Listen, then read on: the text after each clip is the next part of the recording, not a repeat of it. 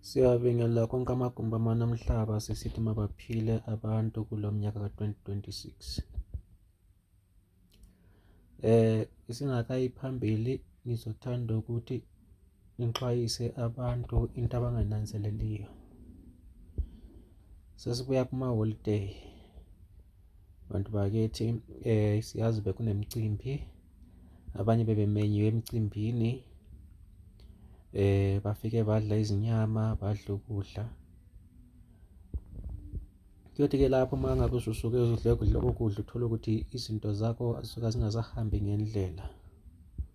Isizathu yikuthi ezinye izinyama esuka sizidla emicimbini le esuka simenywe kiyo kusuka kuyinyama yemikhuba.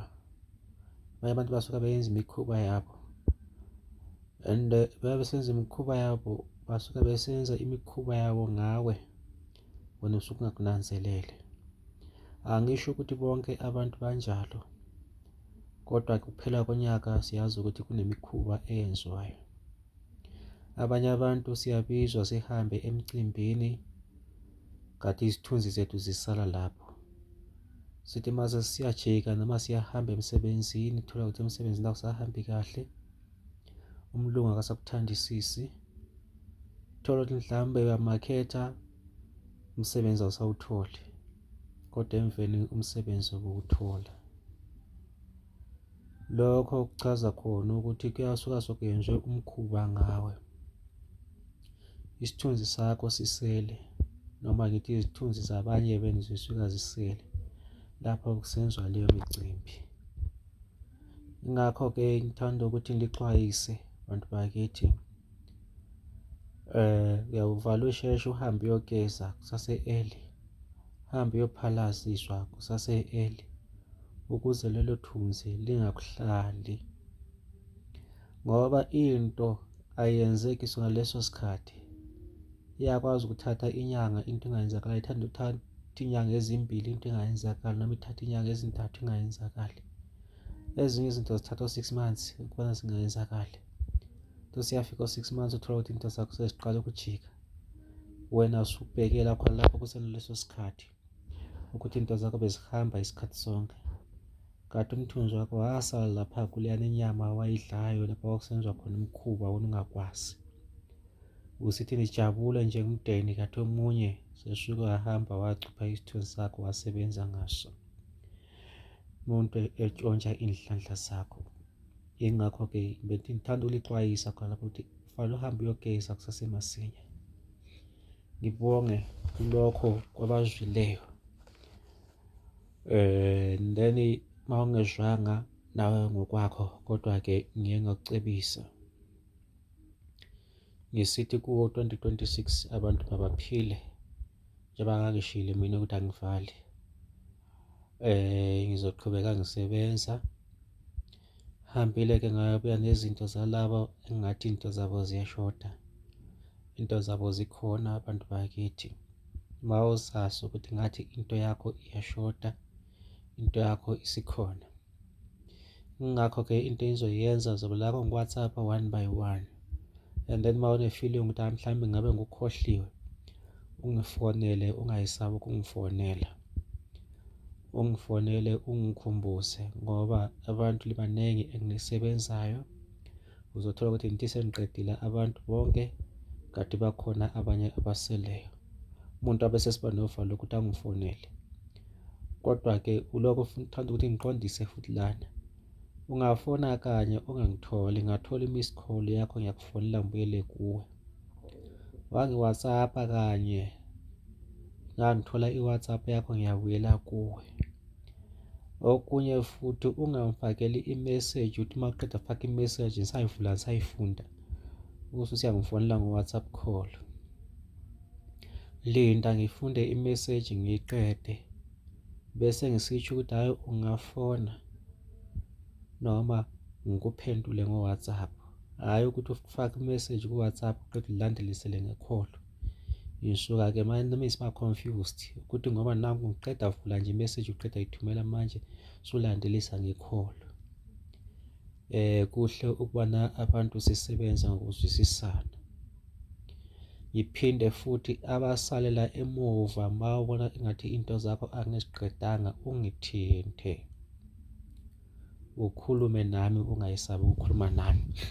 Ngoba bakhona abantu othola ukuthi ngibathintile, omunye angitholi ithika kayi-1. Omunye uyamfonela uthola ukuthi ifoni ingena ku-voicemail. So yingakho-ke mawuthola i-message uyabuyela kimi. Ungifonele ungitshela ukuthi hhayi ngibone i-missed call. Mawunganayo i-airtime ungitshele cha anginayo i-airtime mkhulu. Ngiyakufonela back. Kulapho bokufonela ngikhuluma ngomuntu engivele ngisenza umsebenzi wakhe. Hhayi ukuthi uzothi usufuna usizo uqala ufuna usizo usungenzela i-please call.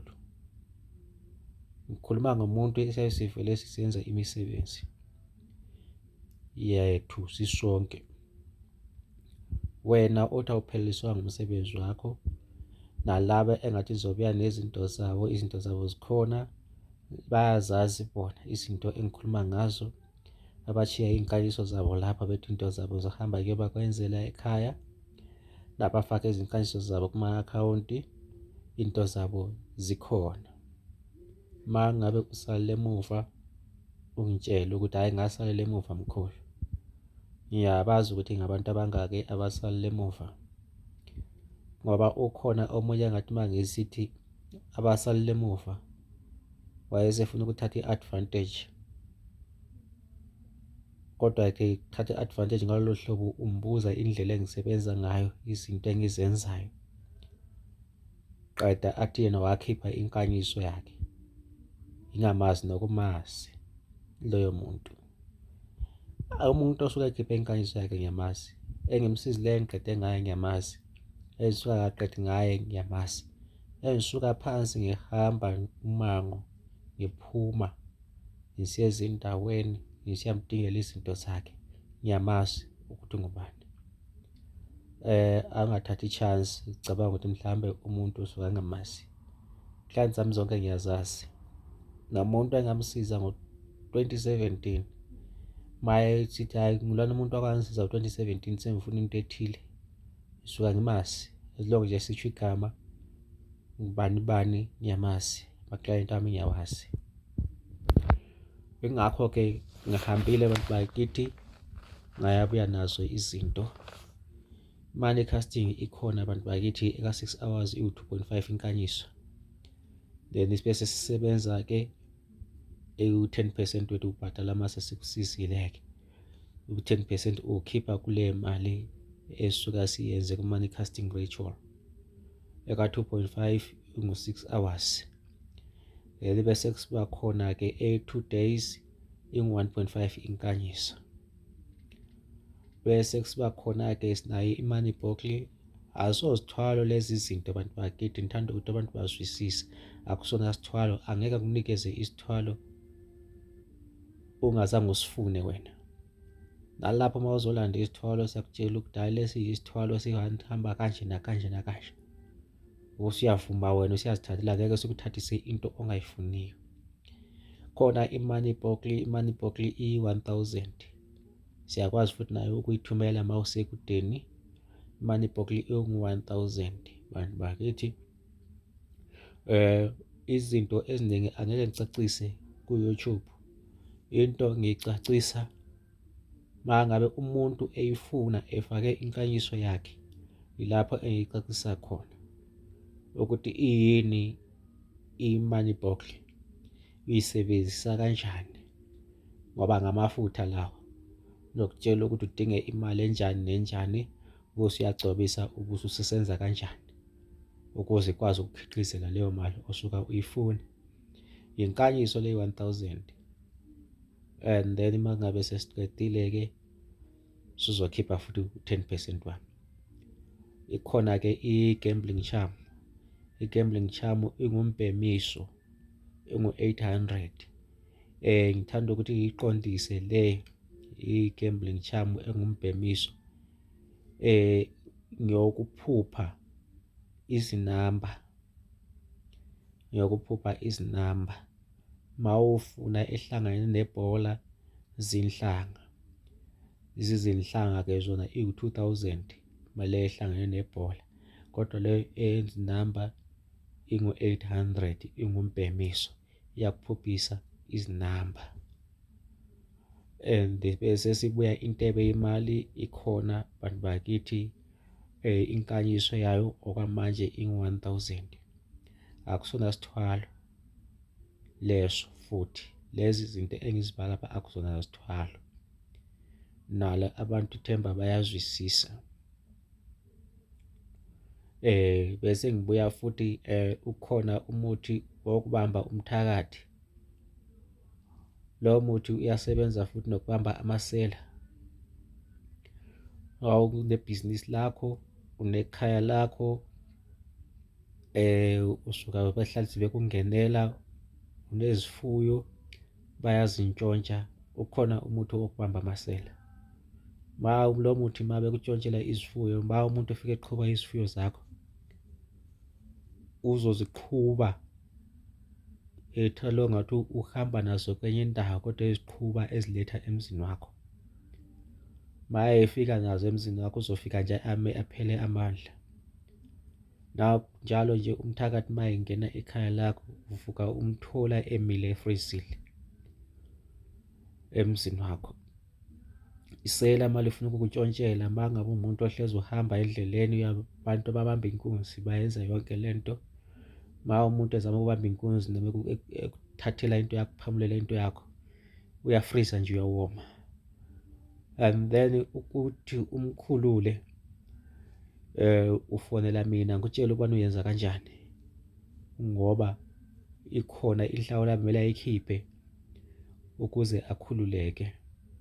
Ma engazange ekhuphe leyo nhlawulo, kutsho ukuthi yikuphela kwakhe umuntu wabantu. Lokho asisabe ukuthi sikukhulume ngoba abantu vele bayaganga. Umuntu okutshontshelwayo ufana nomuntu okubulalayo. Ngoba bayengena emzini wakho, ma uphuma ngaphandle unayo injongo ukuthi okay, ma ngabe ngithola umuntu ma ephuma ngaphandle ngiyambulala. So loyo muthi uyaqeda umuntu amandla, uyaqeda umthakathi amandla, umthakathi uyamthola evuka emile emzini wakho. Uzofuna-ke wena inhlawulo oyifunayo, nami sengizothola okwami khonapho kulale inhlawulo osuka nawe unjani uthe uyayifuna. Lowo muthi okubamba amasela, okubamba abathakathi uphuma ngo-1.2. Nginalo ithemba abantu bayazwisisa. Ma umuntu ohlezi uhamba endleleni, siyawuthungela ngendwangu emnyama, utshela ukuthi ubeke kanjani, kuphi kwakho emzimbeni wakho, kuphi nendawo. Awumelanga umisplace ekhaya, uyawugubhela emakhoneni omuzi wakho wonke nasesangweni. Umthakathi uyangena, isela liyangena, kodwa ukuthi liphume ngeke lisakwazi ukuphuma ngoba lizobe lingasawuboni nesango lapho elingene nakhona. Umthakathi naye bengasaboni le ndawo yakangene ngayo, uzomthola nje lokho emile ekhaya, esephelelwe, esebanjwe, thina-ke esikhalanga sakithi sithi sebanjwe isijimira, angasakwazi ukuthi ungene nakuphi, ubuyaphi, uyakuphi. So into yenza ma umbambile wena nalelo sela, ma ulibambile, akumelanga umkhulumise. Wamkhulumisa uzobe usumkhululile loyo muntu. Kumkhulumisa kwakho ukumkhulula. So akumelanga ukuthi ma umthola umkhulumise. Thule nje wena, ukhuluma nami ngapha, sibese siyafuna inhlawulo yethu. Sela nalo mali kuphuthuma noma likuphamulela ifoni yakho, unga-scream uthi hey nalisela nalisela. Wona zithulele nje umbheke, uthulele nje umbheke, uzofriza aphelelwe ngamandla. Izoba khona futhi enye ebhaluni eyamasela. Umuntu ma ekutshontshela, faka loyo muthi kule bhaluni, uyafuthela, khukhumala isisu. Ma ngabe engafuni ukuletha into yakho, ulokhu ufuthela ibhaluni. Ma eqhuma isisu ngokwakhe, ngoba usuke ezokunqoshela wena awuzange umsukele. Thina sazalwa ogogo basesekhona, abethu ogogo labahamba ngenyawo phansi abagqoka iy'cathulo. Khona hlezi ngisitsho futhi ngithi udokotela akasijovi, nesi akasijovi. Udokotela ujova ngomunye udokotela. Udokotela uprescribe medication ngomunye udokotela. Ngakho-ke sesihambe sabuya zikhona izinto bantu bakithi umuntu alalelisise afune lokho akufunayo, zisebenze, impilo zabantu zikhanye, abantwana bajabule. Ungabi ngulwana umuntu ozothi mawusisifa mhla ufile abantwana bedliwe ikhafu lelithuna bethi ubaba wafe ngumyanga, umama wafe ngumyanga. Akuzona zithwalo lezi bantu bakithi, ungayesabi ukuthi mhlambe sekuyisithwalo. Isithwalo sisuka sikunikeza wena sokungosifunileyo, futhi siqale sakufaka esikolweni sakutshela ukuthi hhayi lento isebenza kanje nakanje nakanje. Ungayeqi imigomo. Uma ngabe siyisihlahla esithela ushukela, every 6 months sikunikeza leso sihlahla, uhambe ulokhu sithela ushukela every 6 months. Nawe usuke walalela wezwa imikhuba, imigomo nemibandela. Intebe yemali bantu bakithi ikhona, inkanyiso yayo ingu-1,000. Sesibuyile futhi amakundwana okuboleka siyawayakha, siyakuboleka amakundwana uhambe uyosebenza ububhadala iviki ngeviki. Lokho sizoba sikuvumelene kuze kufike u-2 months ubuso siyaletha-ke izinto zethu. And then into engifuna ukuyitshela amakundwane, wena into oyenzayo udinga ama-peanuts, wabeke lapha engizokutshela khona ukuthi wabeke khona. Uyathola ama-peanuts edliwe kodwa awusoze ulibona wena okwakho uzothola ama-peanuts adliwe, uzothola imali ikhona lapho. Sinikezana lokho sikuvumelayo iviki neviki, sisebenze impilo ibe ngcono. Siyabonga, sithi abantu mabaphile konke amagumba amanomhlaba, liphephe ezingozini. Bese ngisithi-ke namadoda akhe ukhona, ngoba manje liyanetha izulu, siyogubhile madoda. Umuthi wokukhulisa induku ukhona, sesiwuhlanganisile sesiwudidiyele. Usukhona umuthi wokukhulisa induku. Sitsho ukuthi uma izulu linganethi kuba nzima ukubana siwuthole, kodwa uma linetha kanje ngobuningi uyamila. Yingakho ngisithi mabaphile abantu konke amagumbi amanomhlaba. Nabamakhethayo, uma ngabe uyamakhetha umsebenzi awutholi, uxhumane nathi wenze i-CV yakho, sizokunikeza izinto mhlobo wami, uhambe umakhethe uthole umsebenzi.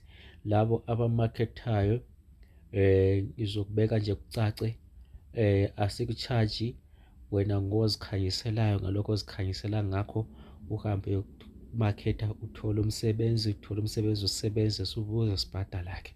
Siyabonga konke amagumbi amanomhlaba engikhuluma lo 083 206 6954. Likhumbuze futhi ningakhohlwa ukuhamba niyogezwa, ningakhohlwa ukuhamba niyophalasa, ngoba abanye nidle inyama ebesenziwa imisebenzi yemikhuba. Abanye benizithunzi zenu zisele kwabanye abantu. Manje uzobona izinto zakho uma ufikile lapho uthola zisahambi kahle emsebenzini. Lilibambe lelo gama, lihambe liyogezwa, lihambe liyophalaziswa ukuze izinto zihambe kahle. Ungaziyekeleli kuze kube late. Niphile konke amagumbi amanomhlaba. Dlozi khulu okhuluma 083 206 6954.